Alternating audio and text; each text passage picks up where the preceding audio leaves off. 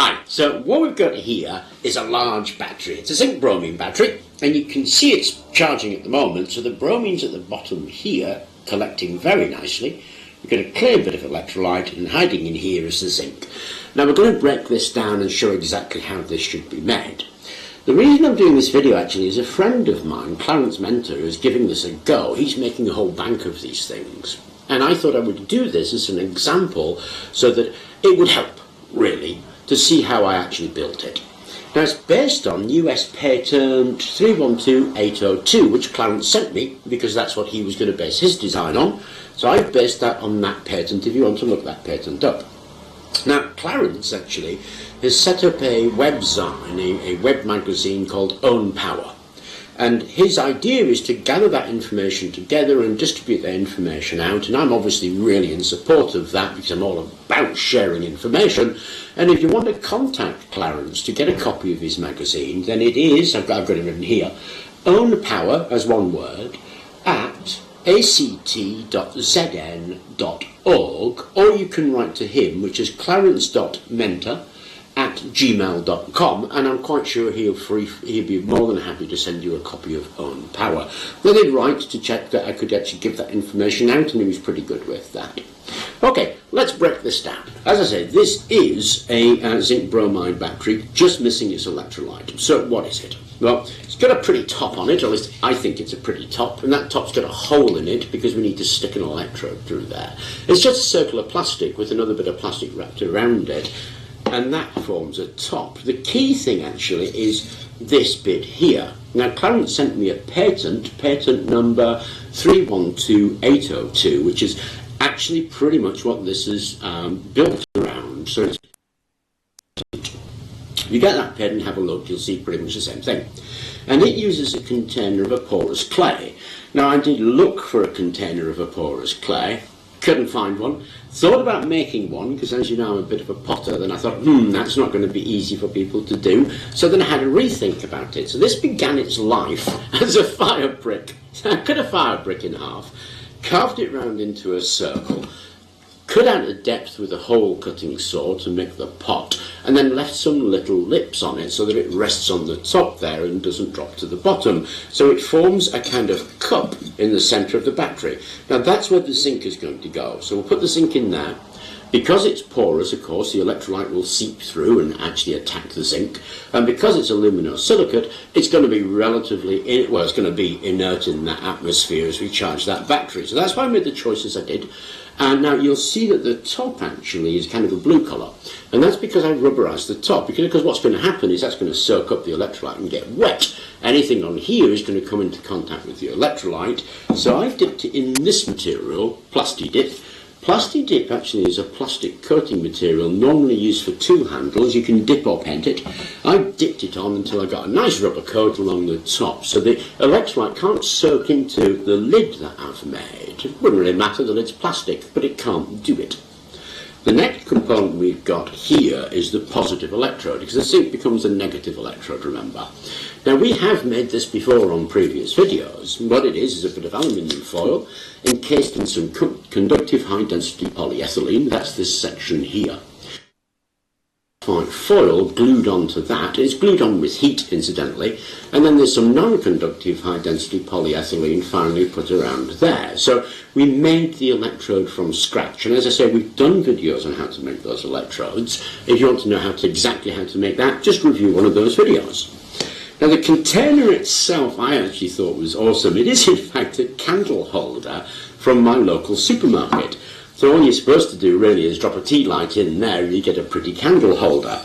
So I got this candle holder because it's a nice volume, it's 1.5 litres. It has this little sort of section in here which is kind of cool, and a wooden base for it to sit on.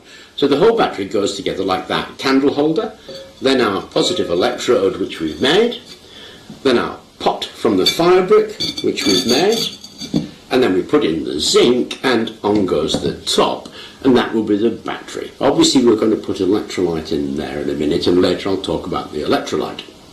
Now this pot, because it's a pot, will take lots of different kinds of zinc. We could put zinc powder in there, we could put zinc granules in there, we can use scrap zinc, which is what I'm going to use because I've got some scrap zinc foil. crush it up a little bit, poke it in there. As long as those zinc pieces are in contact with each other, it's going to be a really nice negative electrode. So if you're using powder or granules, you need to be a bit compact, so make sure that they actually touch each other. Now this battery, the energy is stored in the electrolyte. It's not stored on the electrodes. So when you think about other batteries, things like a lithium-ion battery and things like a manganese dioxide battery, the energy actually comes from the electrode material itself, the active material on the electrode. These are very unusual in that they come from the electrolyte, and that makes them sort of really good for flow batteries. So it's kind of like a stationary flow battery, if you like. Now, zinc bromide batteries are really well known. There is a lot of information about zinc bromide batteries. So if you want to know more about them, just have a read up on them. There's just such a lot out there. This is a specific build for a well-known chemistry, and it's meant to help people build their own devices. So what we're going to do really is scrunch up the zinc, pop it in there, leave a tail out here, and fill that with electrolyte. Okay, so what we've got here is 1.5 litres of 2.5 molar zinc bromide. That's going to go in here. Now, the key to understanding this battery is that realisation that the energy isn't stored in the battery plates. They don't really matter, actually. They're just at a point at which we can transfer the energy. The energy is actually going to be stored in here, and the separation of this. Now, 2.5 molar means there's a specific number of atoms, molecules, floating around in there. When we charge it, what we do is we transfer 2 electrons per molecule, because it's ZnBr2, so zinc has +2, 2 Br minuses, we've got 2 electrons per molecule. Now a mole is a specific number of molecules. It's roughly 6 times 10 to the 23 molecules. It's a lot of molecules, and we have 2.5 times that. Actually, this is in fact 2.5 molar zinc bromide with 0.5 molar sodium bromide to help with conductivity. Because as we charge this, what we're doing is we're pulling out the zinc and depositing it as zinc metal, and we're pulling out the bromine and depositing it as bromine liquid. So it will go down in conductivity as it charges. So as it gets near to the end of its charge, the conductivity is going to drop, and so it's going to be kind of self-limiting because it can't pass any more charge.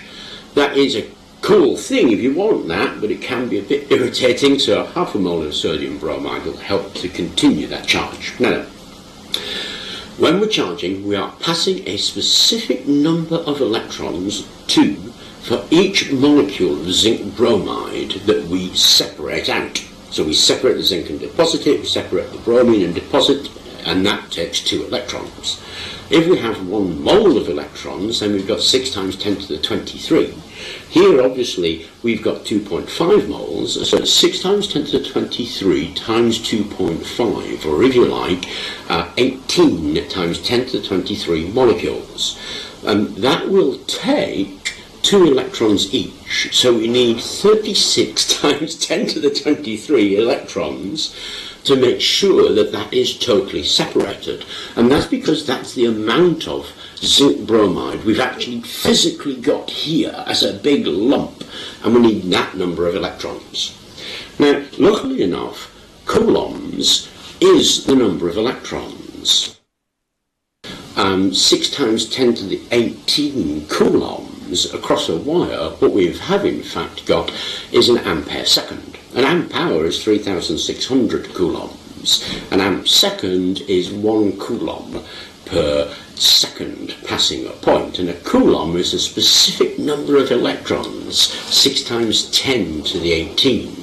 So you can work out how many electrons you need, and therefore how many amp hours that battery is going to give you from the amount of zinc bromide you've got, because that's where all the energy is stored. Now I understand that's a bit quite a bit of math actually, but it's relatively simple. Just look up ampere, look up coulomb, and then you're going to be there. And if you look up Avogadro's number, you'll know what the moles mean. So it's actually pretty simple stuff.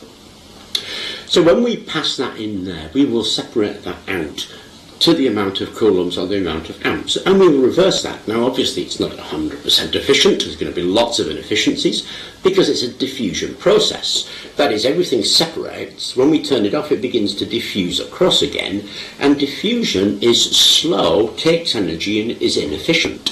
So you're going to expect roughly an 80% return of that energy. Something round about there will give you a ballpark figure of what it is that your device is going to store. So you can calculate for the volume of material, the molarity of the material, how much energy you're going to store in the battery you build just by using that information. Now, I mentioned it was a diffusion process, and that makes it slow. So although a lot of energy is going to be stored in here, it can't be released in microseconds. That's the job of supercapacitors. It is a battery, so in those terms it'll be a little slower, so it'll be energy dense. But the ability to release energy quickly is power density. So power density is energy over time. So although there'll be a lot of energy in here, it won't have a high power density. It's not going to crackle wires, anything like that anytime soon, because it's relatively slow. So you need to be aware of that. Now, the power density, the ability for that reaction to happen, is to do with the surface area of the electrodes and the diffusion rate across the electrolyte. So if you have a small surface area electrode, you're going to get still same energy density, but the power density will be rubbish. If you have a higher surface area electrode, you'll get much better power density. So the power density of this, my bit of zinc that I put in there, is going to be quite low.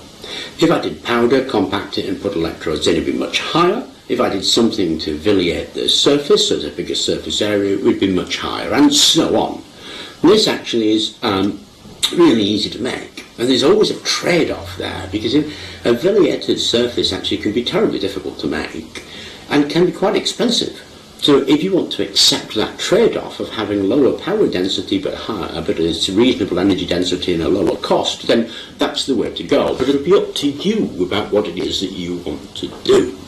Okay, the electrolyte now, and then we'll get the thing on charge. Okay, that's it, ready to go. I've filled it with electrolyte, connected into the power supply, and it's ready to charge. Now, the eagle-eyed will have noticed a couple of things about the positive plate. One, it's not at the bottom. Remember I talked about that little indentation and quite liking that, and how the fact that the plate's not actually at the bottom. And two, it's full of holes. Now, I've done that because according to the patent, the bromine should settle at the bottom, and this allows it to do that. My experience is a bit of diffusion. The bromine will settle to the bottom, but there's still a bit of diffusion, and the holes allow it to do all of that stuff. The charging regime actually is not like other batteries. You don't put it at a specific voltage. What we do is put it at a specific current density. It needs to be somewhere between 20 and 50 milliamps per square centimetre of electrode surface. So if you had 100 square centimetres, you're going to charge this at 2 amps. You need to turn the voltage up so that 2 amps will pass. That's a lot of voltage. Now if you're doing it too high, you will see the water splitting and it'll be bubbling. So turn your voltage down and reduce your ampage. That's how you charge these things. Now this thing, remember, it is a bromine-based battery, and bromine's a halogen. So if you smell something like a pool, then you're getting bromine coming off. You've got to smell that typical pool smell. The bromine actually stays captured.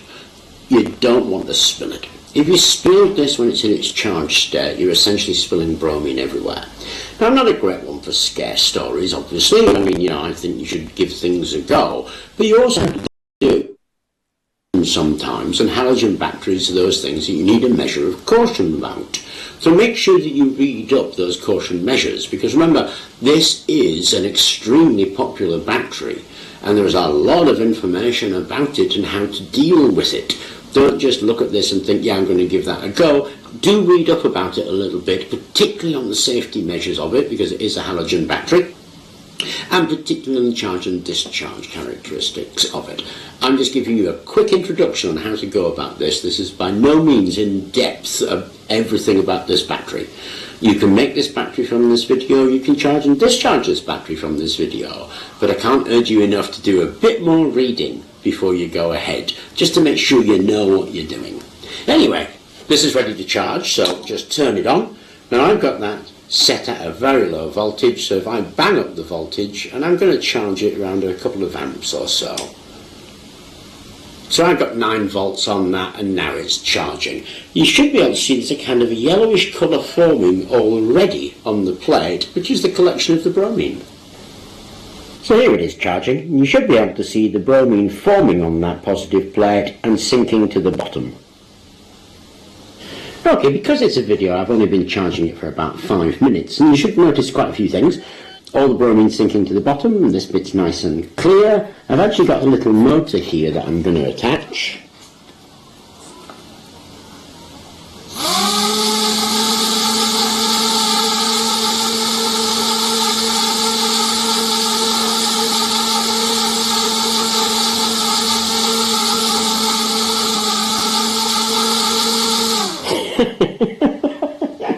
That has considerable power in it already, actually. So I just wanted to demonstrate working the charge, actually. Now you'll know it's charged because the ampage will drop down a bit, and you need to put the voltage up to maintain the amp rate, because remember it's charged by current density. As we look at this, we can see there's no off-gassing.